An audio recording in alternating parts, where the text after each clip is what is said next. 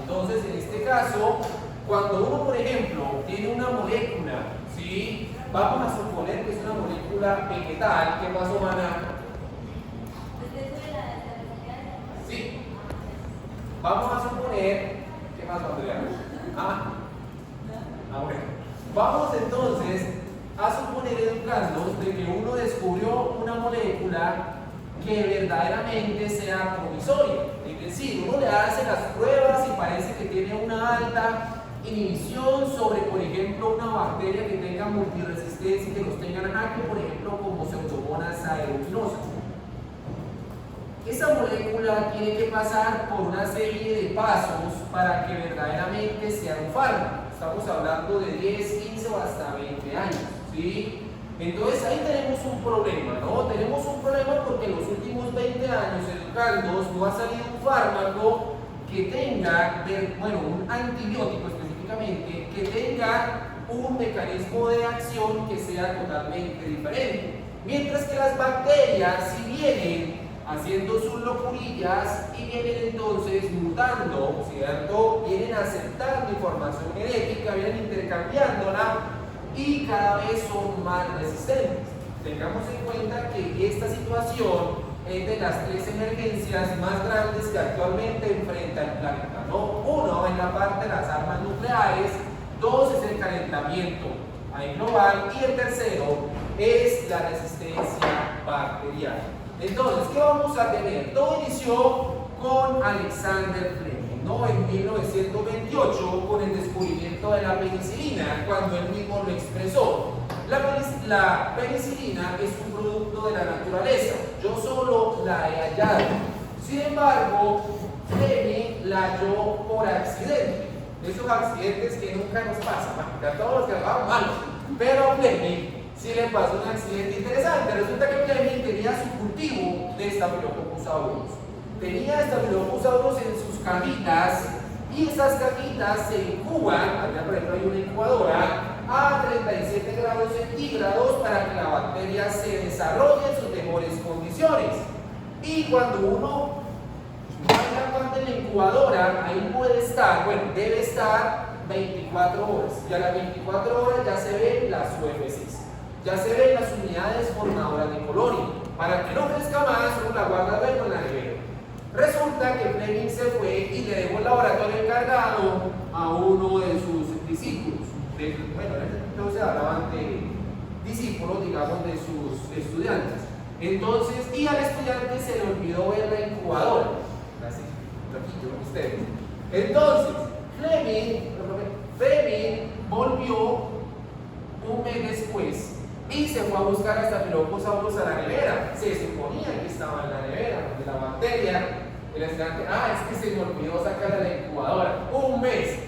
Entonces, el estudiante sabía que su tesis estaba en riesgo de quedarse sin director. Entonces resulta que él va y saca la caja y la caja estaba tupida absolutamente de la bacteria, porque en 24 horas ya tiene como tal todo lo que necesita y uno vería todas esas colonias que nosotros observamos la semana pasada, pero ahora toda la caja estaba llena de la bacteria, pero estaba creciendo un hongo, ¿sí? Porque después de 48 horas los hongos van a aparecer, por más de que nosotros estemos en condiciones totalmente asépticas, por más de que la incubadora esté limpia, las esporas van a tener ahí la posibilidad de empezar a germinar, y con un mes iban a germinar. Sin embargo, Alexander empezó a darse cuenta que donde estaban los hongos había un halo, es decir, había un halo en el cual parecía que la bacteria no los podía invadir, ¿sí? Que es cuando muchas veces se nos ha hablado del primer antibiograma que se estaba haciendo de forma natural. Entonces a Fleming le llamó la atención eso y se lo comentó a sus colegas, que no le dieron mucha importancia. Gracias por envidia, era mi madre. Y Fleming, como no le dieron tanta importancia, Fleming vio un poco más, lo estuvo analizando, ahí lo replicó otra vez, salió otra vez así, pero hasta ahí quedó todo. Sí, o sea, parecía que era como la panacea, pero sin embargo él tampoco le dio mucha importancia. Entonces habían otros 2 científicos, había un médico australiano y un bioquímico alemán. Los apellidos son Flair, algo así, y ellos se empezaron a interesar profundamente por eso del hongo, ¿cierto? Que es un hongo que se llama Penicillium notatum, de donde todo empezó, es un Penicillium notatum como tal, y entonces ellos hablaron con Fleming para empezar a profundizar en la investigación. Fleming al principio no estaba como Fleming, bueno, pero es algo que me funciona en el laboratorio, pero es algo pues, que para mí no, pero hagámoslo. El hecho es que empezaron hasta que lograron aislar la molécula, ¿cierto? Que es la que conocemos hoy como penicilina. Eso fue en 1928. Y todo esto hizo que los tres, en 1945, se ganaran el Nobel de Medicina, ¿no? Entonces uno siempre habla de Fleming, pero si nosotros dos, igual nombre que pena, no hubiera sido posible, ¿sí? Que verdaderamente tuviese como el interés absoluto en eso, porque el bioquímico colaboró muchísimo desde la extracción de la molécula y el médico fue muy importante para la asociatividad clínica de lo que estaban logrando. Entonces era un buen equipo, ¿sí? Y Fleming con sus microorganismos, con su microbiología, entonces es un equipo que es muy interesante y que actualmente se da bastante entre bioquímico, microbiólogo y médico, y se logran cosas interesantes. Entonces, ¿qué pasó con esto? Educarnos. Parecía que ya era la panacea y que estábamos un paso más adelante y que estas bacterias como tal estaban en jaque. Sin embargo, nos estábamos equivocando porque unos años más tarde, ¿sí? Las bacterias empezaron a desarrollar resistencia, ¿sí? Es decir, unos años más tarde ya empiezan a aparecer cepas que son resistentes a la penicilina. Ahora, hay bacterias que, por ejemplo, tienen lo que uno llama resistencia intrínseca o resistencia natural. Es decir, que evolutivamente ya traen la resistencia. Me explico, vamos a suponer, Dana, ¿cómo se llama una mano? ¿Ah? Sí, Dana, vamos a suponer lo siguiente: la penicilina actúa sobre la estructura del peptidoglucano. ¿Listo o bien hasta ahí? Dana, un género bacteriano que tenga resistencia intrínseca contra la penicilina. Es decir, que si el paciente te llega con una infección por eso, jamás le vas a dar una penicilina porque no hay alternativa de que le haga efecto. ¿Como para qué ejemplo? Que lo nombramos todas las clases teóricas. Ah, pero es cierto que Dana nunca va. Entonces se me olvidaba. Entonces, Dana. Pero de Cross sí falla la clase. Entonces, de Cross. ¿Sobre qué viene de Cross? Sobre pseudomonas. No, pseudomonas tiene peptidoglucano. ¿Sobre cuál? Elizabeth. Klebsiella también tiene peptidoglucano. Tiene que ser una bacteria que evolutivamente no lo tenga. Neisseria tiene peptidoglucano. Otras cosas que su principal factor sea la cápsula. Pero con quién una bacteria que no tenga peptidoglucano, allá ya sé que lo sabe Julián, ¿cuál? Estoy pensando en una gran negativa. Mi bacteria preferida, Estoy pensando en una gran negativa, pero no, porque las transnegativas tienen, así tenga una capa tiene. O sea, sí, por ejemplo, las micobacterias me sirven. Las micobacterias técnicamente, entre comillas, tienen una capa, pero está unida con el araminogalactano y ahí no nos interesa, sino que nos interesan los ácidos glicólicos. Muy bien. Y está la otra, que es mi preferida, ¿cuál? La clamida.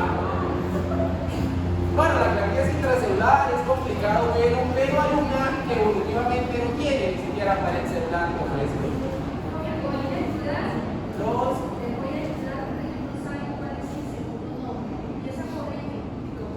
Exacto, los micoplasmas.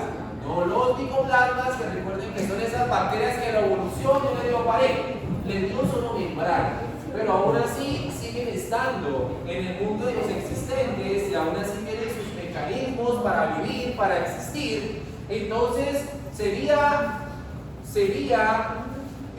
un error absoluto darle penicilina a un paciente que tenga una infección por micoplasma, porque el micoplasma no tiene peptidoglucano. ¿Eso qué quiere decir? Eso quiere decir que la penicilina no tendría una diana para actuar, ¿no? Diana, que es el sitio donde va a actuar, que eso es súper importante, que se conozca, que se reconozca la diana sobre la que vamos a actuar, ¿listo?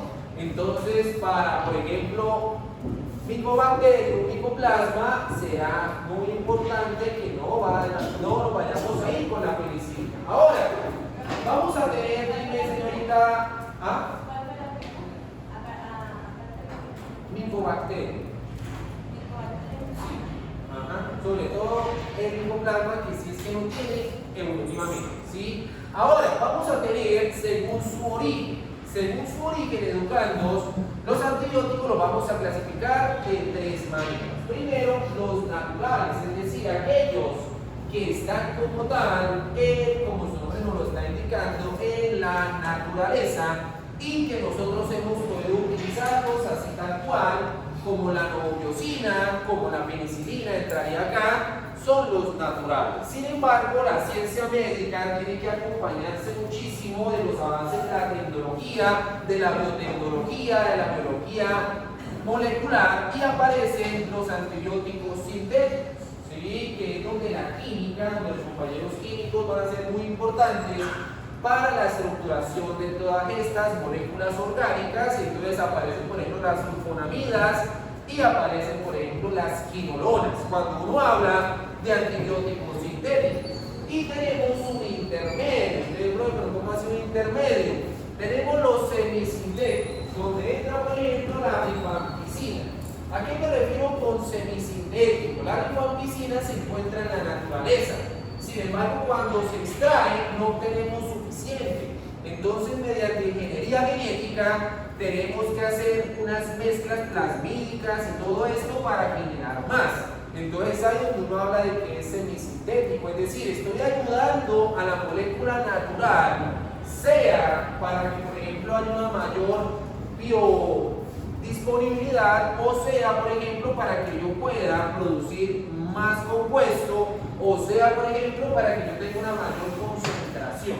Es decir, es la unión perfecta entre la naturaleza y la parte sintética. Por eso entran en este grupo de semisintéticos. Por ejemplo, con la penicilina también hay unas que se usan actualmente que en estos momentos tienen una mayor capacidad para interactuar, gracias a ciertos avances de la biotecnología. ¿Listo? Que sea como sea, pues tiene cosas muy positivas, aunque también hay cosas que no nos van a favorecer mucho. Ahora, vamos a tener otra clasificación. No se asusten por esa tabla, no se la van a aprender todavía, si hay otro semestre en su fármaco, pero que va a ser importante, según su estructura de los antibióticos también los vamos a clasificar de diferentes maneras. Entonces, por ejemplo, vamos a tener a los beta-lactámicos, como la penicilina, como las cefalosporinas. Vamos a tener, por ejemplo, a los macrólidos, como la claritromicina, por ejemplo, a las tetraciclinas, a las quinolonas, a las rifampicinas. Eso que es como la tabla muy resumida, pero tenemos una gran variedad de antibióticos y, por lo tanto, diferentes dianas. ¿Listo? Ahora, vamos por otra parte a tener una clasificación según su mecanismo de acción. Y acá esto es muy importante. ¿Por qué razón? Porque la diana termina siendo lo más importante en un principio. Si el antibiótico no tiene diana, pues no tenemos nada. Luego de que yo tengo la diana, yo empiezo a investigar el mecanismo de acción. ¿Me explico? Hay un antibiótico, por ejemplo acá, que afecta la síntesis de ácidos nucleicos.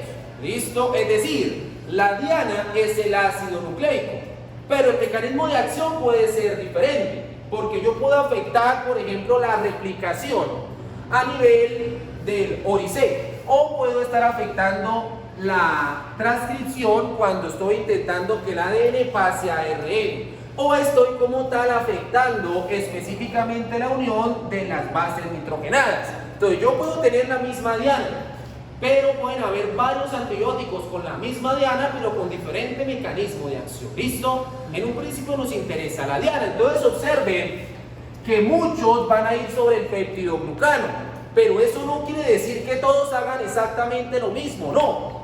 Tienen la misma diana, pero el mecanismo puede ser diferente. Por ejemplo, van a haber unos que están en este caso, como la penicilina, afectando esa unión entre la N-acetilglucosamina con el N-acetilmurámico.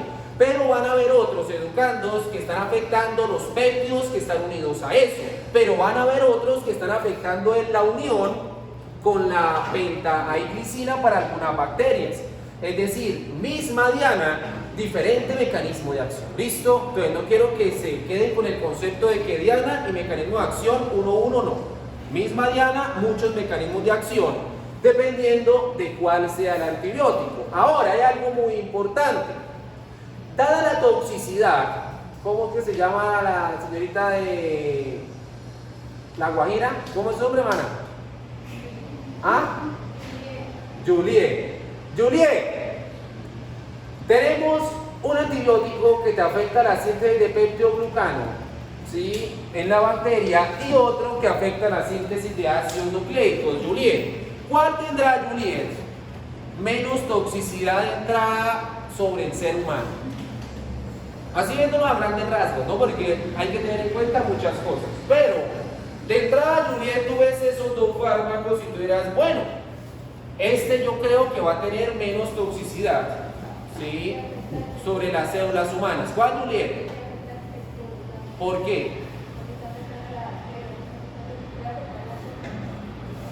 Bueno, vamos bien. Entonces, ¿a qué voy con eso? Más o menos sí. Entonces, ¿cuál será ese antibiótico ideal? El antibiótico ideal, educando, será aquel que afecte a una diana que esté en la bacteria, pero que nosotros no tengamos. Entonces, ahí es lo que estaba intentando decir Juliet, ¿cierto? Eso, exacto. Entonces, el peptidoglucano está en las bacterias. Nosotros, como seres humanos, no desarrollamos la capacidad para hacer peptidoglucano. Es decir, nosotros no hacemos nunca esa molécula, ¿sí? Si la molécula está dentro de nosotros es porque 7 kilos de nuestro peso son bacterias. Pero eso es de las bacterias de la microbiota normal. Ese no es nuestro. Nosotros no hacemos peptidoglucano. Eso quiere decir, pues, que ahí vamos bien, porque es una molécula que está en la bacteria pero no está en nosotros. Entonces no tendríamos riesgo de que haya como tal un mecanismo cruzado. Acá sí tenemos el detalle, ¿no?, de los ácidos nucleicos. Ayer alguien decía, profe, pero nosotros ahí sí tenemos ácidos nucleicos. Yo, mano, entonces, ¿yo qué? Esa pregunta a estas alturas me mató. O sea, ¿por qué tenemos ácidos nucleicos? No. Entonces, nosotros tenemos ácidos nucleicos y puede haber una reacción cruzada, por más de que el genoma de una bacteria no sea helicoidal, como siempre lo vemos, sino que sea circular, como el de una mitocondria, como el de un cloroplasto, pero van a haber similitudes. Entonces, ahí sí hay que hacer unas evaluaciones más estrictas, porque son dianas compartidas con el hospedero, con la persona que va a recibir el antibiótico. Dime, Guizamón, que es nuestro grabador, ¿no? Nuestro periodista. Soy yo. ¿A qué vas a ver? Obviamente, pues, el ser humano no produce los antibióticos, pero por ejemplo, un antibiótico que tenga como diana esa molécula afectaría también la microbiota. Ahí tenemos un problema, bien que lo plantees. Resulta que hay unos antibióticos que son muy agresivos sobre el sistema gastrointestinal. Y vamos a ver que hay infecciones donde las bacterias aprovechan el hecho de que ese antibiótico es muy agresivo y el paciente ya no se tomó poco, sino se tomó mucho. Es decir, le dicen 7 días y el paciente empieza, no, para que no me vuelva a dar, me lo va a meter 15 días. Entonces, claro, la microbiota se va a ver afectada y empezamos a retirarla y le vamos a abrir la posibilidad para que lleguen ciertas bacterias y se anclen ahí. Sí, entonces ahí también está el detalle de que cuando un antibiótico ustedes lo vayan a recetar, ¿sí?, hay unos días que hay que explicarle, hay que recordarle al paciente que si son 5 días, son 5 días, no son 2 días o no son 10 días, ¿sí? Por ejemplo, Galadriel, el martes en la tarde le comenzó a salir pus en un ojo, marica. Yo, su primera infección, qué tierno. Entonces, y el ojo todo lleno de pus. Y pues, mi pareja pues asustada porque pues ya no es del sector de la salud. Dije, eso fue un estafilococcus. ¿Qué? No importa, no importa. Entonces, claro, entonces empezó a salirle pus. Y ayer afortunadamente teníamos cita con el pediatra. Entonces, a los bebés se les da, no lo sabía porque en ese caso, ahora lo que se usa sí o sí para un bebé con una infección de conjuntivitis bacteriana, ¿sí? Porque el pus era súper abundante, se le da gentamicina al 0,3%, ¿sí? Cada 8 horas durante 7 días. Y el médico fue enfático. Puede que con la primera ya no le salga más, pero se lo van a poner en los 7 días, ¿sí? Y 7, no 8 ni 9, ¿sí? Porque eso ya trae todo un estudio de la parte de biodisponibilidad del fármaco, de la parte de qué hace el fármaco y hasta qué punto nos va a ayudar. Entonces, ayer compramos ya ahí las gotitas y se le aplicaron pues a las 12 pues, del mediodía y anoche ya el ojo estaba así.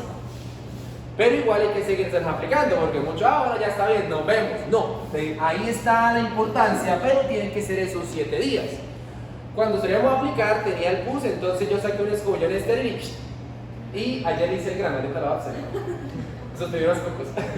Creo, ahí traje una ya coloreado, ayer allá lo coloreó Tatiana con Juliana y vamos a ver porque no alcancé a observarlo, pero ahí va a estar como tal la respuesta polimorfonuclear de una bebé de 1 mes y sus primeros cocos. Pues espero, no sé, por ahí hay algo raro, pero dime, Leguizamón. Esa práctica de pronto de aplicar suficientemente las dosis de antibióticos puede aumentar el riesgo de mortalidad en la semana. Exacto, ahí es donde tenemos uno de los principales problemas, ¿sí? Y es ahí donde si uno busca a un culpable lo vamos a encontrar en un espejo, ¿sí? Los culpables somos nosotros cuando estamos, por ejemplo, largos de frenos, nos dan el antibiótico y estamos, y con 2 pastillas nos pasó y se guardan las otras por si acaso, ¿no? Ahí es donde es súper importante que se le haga énfasis al paciente de que por más de que se sienta bien hay que acabar todo lo que se le dice el antibiótico, no más y no menos, ¿sí? Porque es donde tenemos la emergencia y ya vamos a ver otra circunstancia como tal, pero es de los principales, hay factores que han desencadenado todo esto. Ahora, también por ejemplo educando vamos a tener fármacos que actúan como tal antibióticos sobre el metabolismo del ácido fólico, ¿sí? Por ejemplo, como el trimetoprim sulfamethoxazol, que se usa muchísimo ahora, y como las sulfamidas. Ahora, ¿qué va a ser lo importante acá? Cuando yo hablo de ácido fólico el semestre pasado, Carmen, ¿por qué era importante el ácido fólico, Carmen? Es importante para ensamblar cuál base nitrogenada.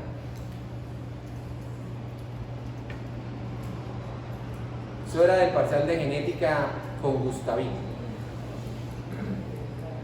Carmen, no se preocupe, ya estoy en cuarto. Ya tercero es el extinguir. ¿Le colabora, señorita al lado? ¿Cómo es su nombre? ¿Ah? Angélica. ¿Para cuál base nitrogenada? Purina es una familia, pero no es una purina, es una pirimidina. Para la timina, ¿cierto? Para la timina ustedes recuerdan que había que donar el CH3 y que lo donaba el 5,10 metiletilentetrahidrofolato, que era ese DHF. Ah, Nicolás,